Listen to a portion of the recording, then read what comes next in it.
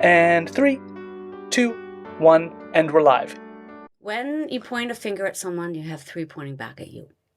That's something I learned really early on. So there's 2 sides to a story. I think a big part of that is realizing that, we aren't perfect, and be saying, "Sorry, I was wrong," is, I think, takes a bigger person than to not admit it or to point a finger. Yeah. And letting go.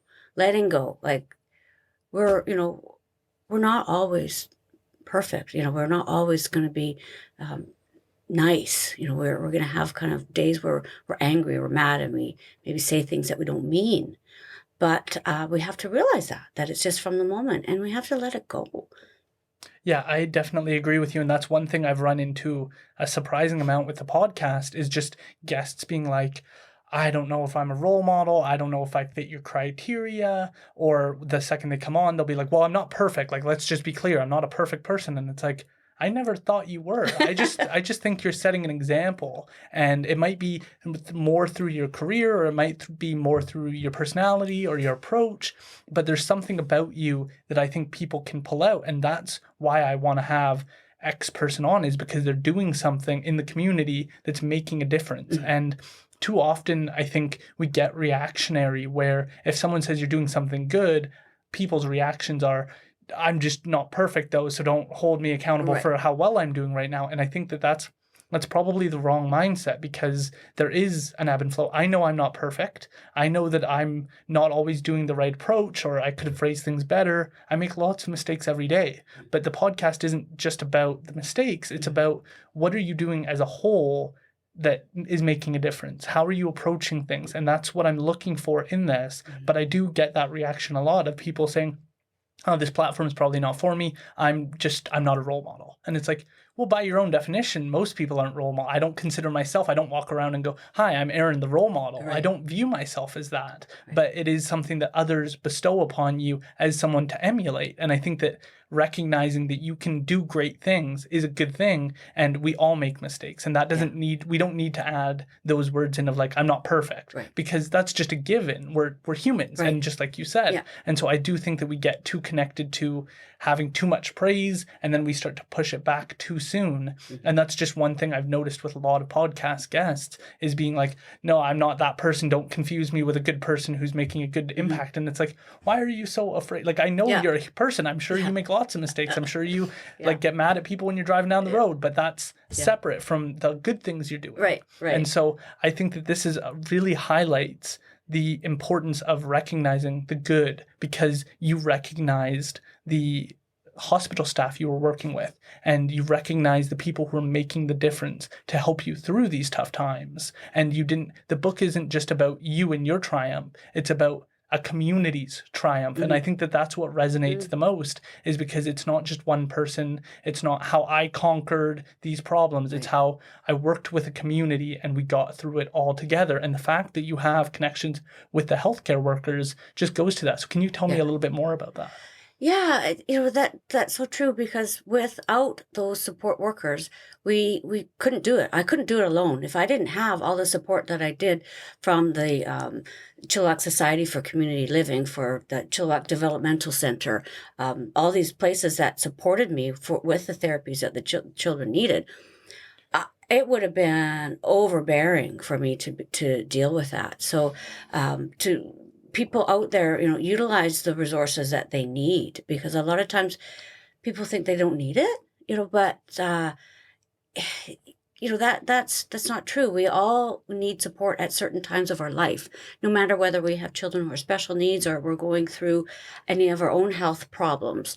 We all need support. So to be able to reach out, and that's why, things like your podcasts are great, because it highlights what is out there, because a lot of people don't know what is available out there.